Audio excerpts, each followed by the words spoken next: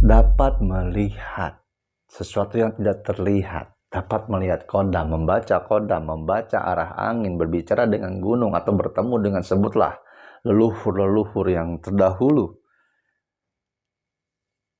membaca pikiran orang, mampu meramalkan sesuatu yang belum terjadi. Belum mutlak, belum murni, belum sepenuhnya itu adalah ranah spiritual yang sejati. Maka berhati-hatilah dengan siapa kalian berbicara, kepada siapa kalian harus mengkonsultasikannya dengan guru spiritual. Kenali dulu guru spiritual itu, apakah benar dia guru spiritual.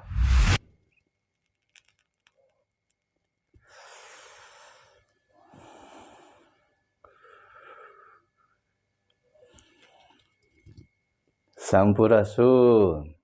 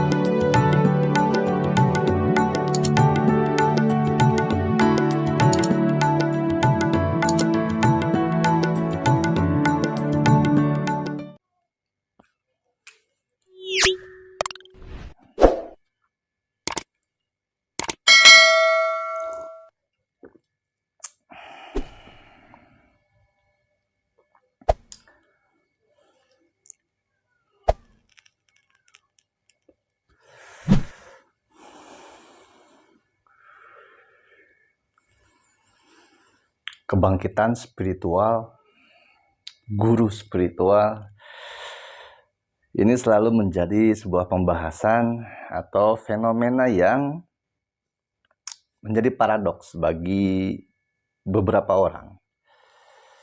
Atau kebanyakan orang yang tertarik, terpikat, ataupun tergerak untuk mengarah kepada hal-hal yang di luar kebiasaan umum.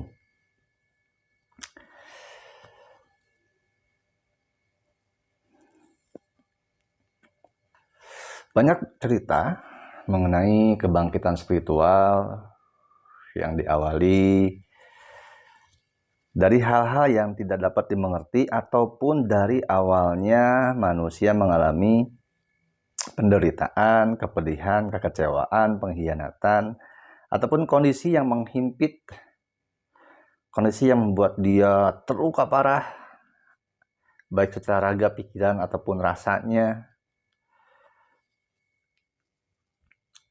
sehingga manusia berusaha mengenali, berusaha mengetahui apa yang terjadi pada dirinya. Dan disitulah muncul fenomena guru spiritual.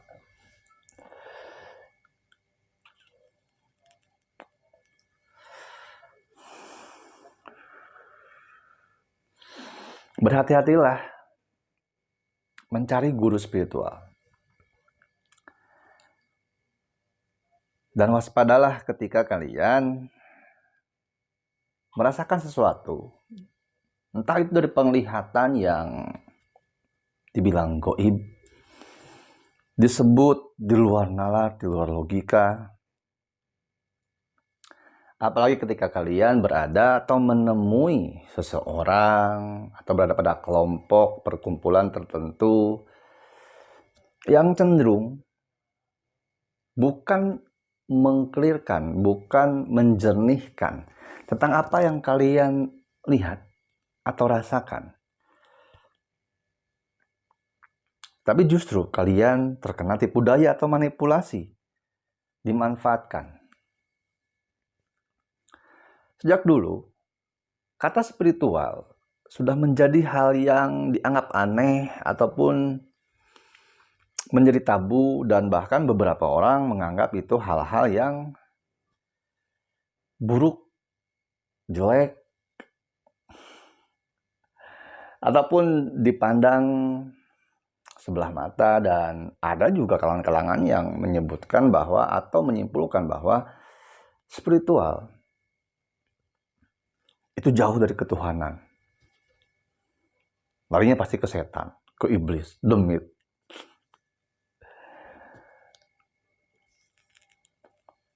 Padahal setiap manusia itu adalah makhluk spiritual. Spiritual sendiri ini kan berawal dari bahasa luar, bahasa orang barat sana, yang berawal dari kata ruh, atau sering diserupakan dengan jiwa. Padahal ketika kita memahami suatu kata, maka kita akan memahami dari mana kata itu berasal, dari bangsa mana, sehingga bahasa itu ada. Ketika kita melihat bahasa itu berasal dari luar, maka pemahaman, pengetahuan, penemuannya itu pun dari luar. Dan itu pun berbeda dengan pemahaman, penemuan, dan keilmuan atau kawaruh dari bangsa kita sendiri. Dari leluhur kita sendiri. Seperti itu bukan hanya hal-hal yang keanehan-keanehan, alien, hantu, jin, iblis, siluman.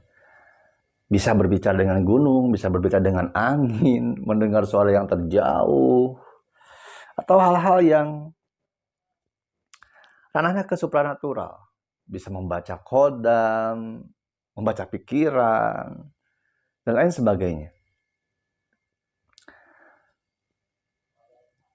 Fenomena kebangkitan spiritual, kalau kita lihat dari tahun-tahun yang dekat dengan kita, itu banyak yang konon katanya mengalami kebangkitan spiritual ketika pandemi corona.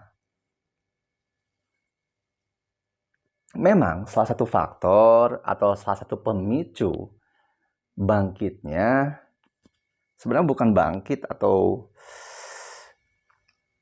ya sebut saja bangkit ya, biar lebih simpel membahasakannya dan mudah dimengerti.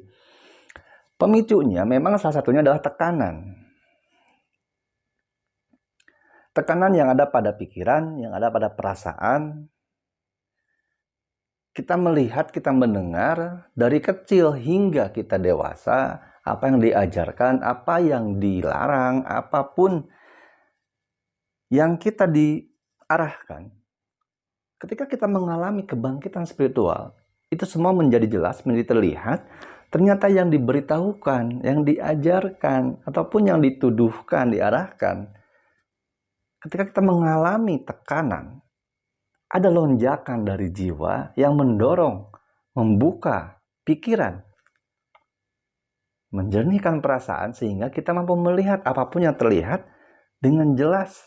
Bahwa itu semua tipu daya, itu semua tidak nyata, itu semua ilusi, itu semua manipulasi.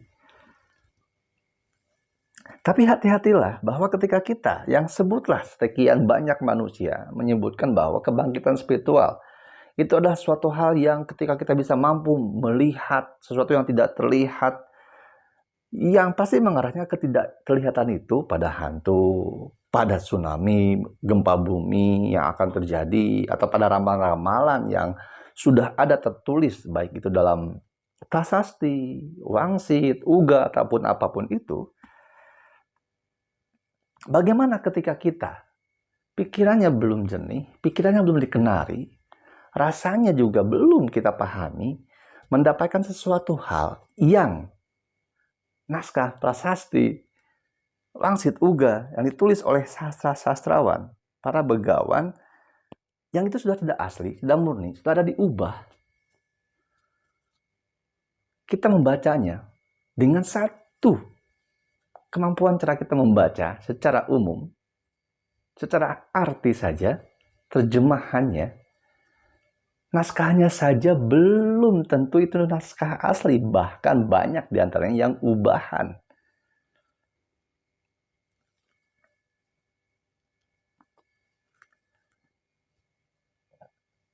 Maka yang terjadi, apapun yang kita lihat, apapun yang kita dengar, apapun yang mungkin kita pahami, itu belum tentu yang sejatinya.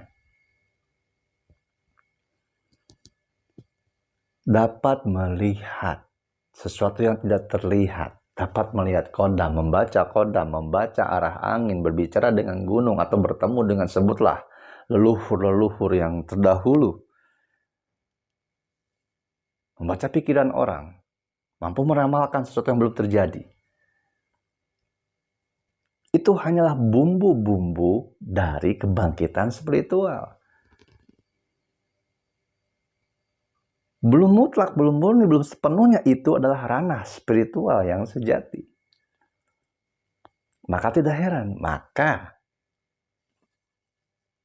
tidak dapat dipungkiri ketika banyak fenomena-fenomena orang-orang yang konon spiritual, ketika menggunakan kemampuannya membaca orang, entah itu dengan media tarot atau apapun itu, sering kehabisan energi, lemas, letih, ada efek yang berbalik kepada dirinya.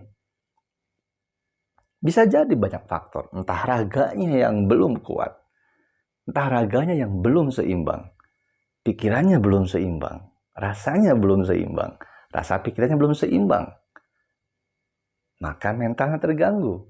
Energi yang begitu besar, ketika wadah dirinya belum mumpuni, belum mampu, belum cukup untuk menerima energi tersebut, maka bisa terjadi konslet. Sama seperti lampu. Lampu 5 watt, lampu 10 watt, arus yang mengalir harus 10 watt, harus 5 watt. Jika tidak, konslet. Bahkan mungkin bisa meledak.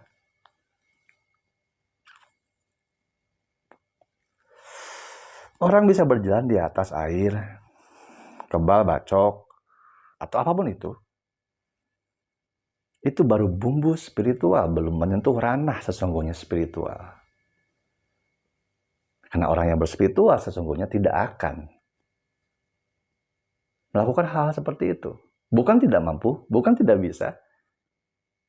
Tapi untuk apa? Karena itu hanyalah sensasi. Hanyalah euforia.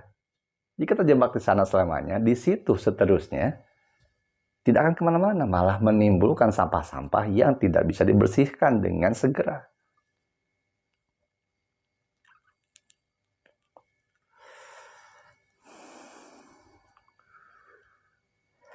Dan ketika kalian mengalami hal seperti itu, maka berhati-hatilah dengan siapa kalian berbicara, kepada siapa kalian harus mengkonsultasikannya dengan guru spiritual. Kenali dulu guru spiritual itu apakah benar dia guru spiritual atau hanya tidak jauh beda seperti kalian. Hanya lebih dulu saja terjebak dalam ilusi. Lebih memahami bagaimana memanipulasi. Guru spiritual. Ini dua kata yang terpisah. Kita harus memahami dulu guru itu apa, spiritual itu apa. Guru sejatinya hanya memantik, hanya menyadarkan, hanya membangkitkan, membangunkan, mengingatkan. Hanya sekejap. Membangkitkan apa yang kita tertidur. Membangunkan, menyadarkan. Menimbulkan keunikan diri kita, potensi kita digali, diarahkan, namun bukan pengajaran-pengajaran, bukan dengan perintah-perintah. Hanya mematik kesadaran. Itulah guru.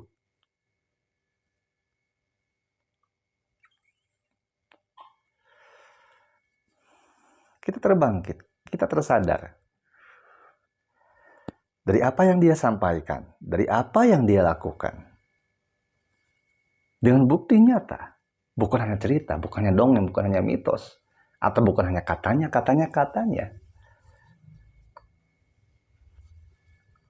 Keilmuan apapun itu, hanya 3 faktor kunci pondasi utamanya. Dapat dimengerti, dapat dirasakan, dan dapat dibuktikan.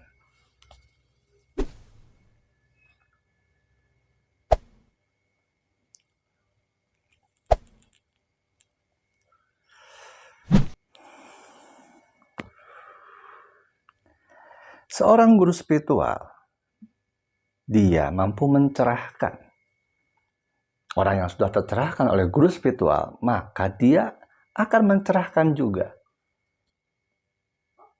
Dia tidak terjebak oleh apapun. Dia tidak terikat oleh apapun. Dia akan menjadi merdeka, berdaulat. Karena mengenal dirinya.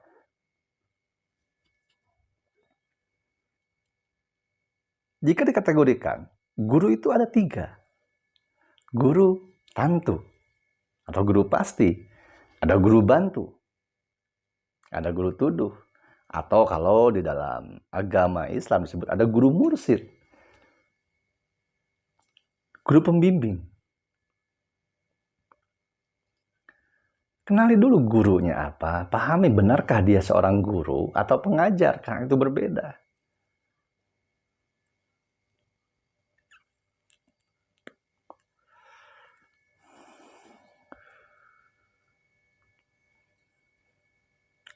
Tidak sedikit banyak orang dari zaman dahulu, entah itu dialami yang terdekat oleh kakek, ayah, atau mungkin oleh diri kita sendiri masing-masing.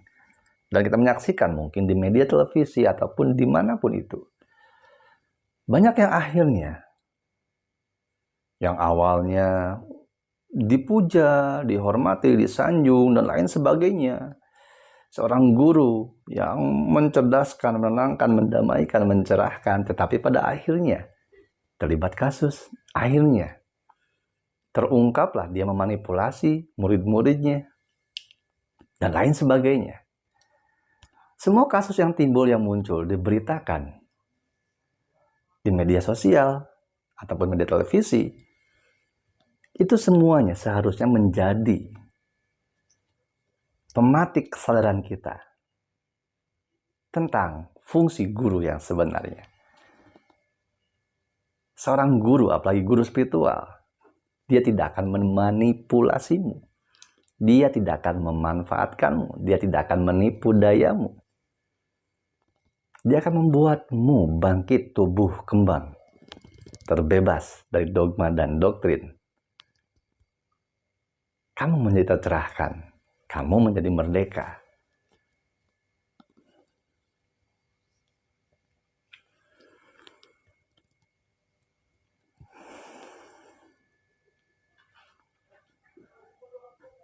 Jika kamu sudah bertemu dengan guru spiritual, yang benar-benar guru spiritual, bersyukurlah.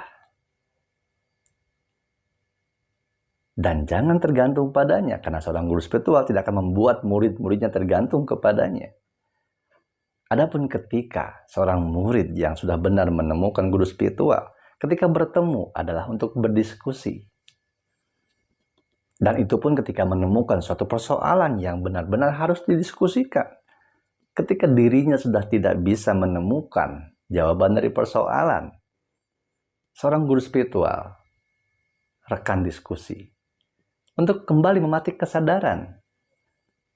Sama halnya ibarat seperti kita melihat dua orang yang sedang bermain catur. Dua orang yang bermain catur sedang bingung menentukan jalan langkahnya kemana. Dua orang itu tidak akan mampu melihat jalannya yang mana yang harus digerakkan. Tapi ketika ada satu orang yang datang, hadir menonton, melihat permainan mereka, melihat pion-pion dari catur tersebut, melihat pergerakan semuanya, dia mampu dengan jernih melihat jalan arahnya untuk menyelesaikan permainan. Ibaratkan seperti permainan catur. Ibaratkan seperti dua orang yang sedang kebingungan mencari jalan untuk menyelesaikan permainan. Seorang guru spiritual menuduhkan, menyadarkan, membangkitkan, ini jalannya. Seperti ini. Tetapi kita sendiri yang harus melakukannya, menjalankannya. Ibaratnya berperang, bukan untuk mengajarkan bagaimana cara kita berperang, memukul, menendang. Tetapi memantik, menyadarkan bahwa berperang itu seperti ini. Resikonya seperti ini. Strateginya ada. Yang menyusun strategi, yang membuat strategi, kita sendiri. Tapi seorang guru spiritual mematik kita untuk melawan strategi dengan non-strategi. Mematik kita, menyadarkan kita untuk melawan sistem dengan non-sistem. Melawan tanpa berperang.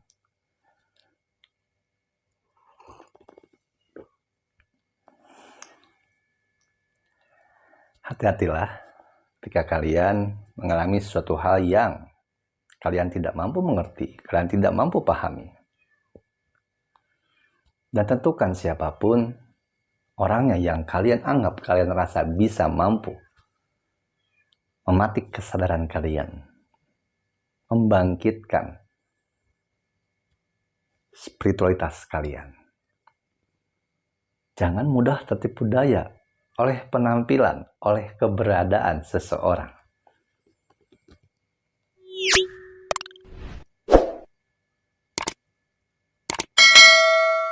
Sampurasun.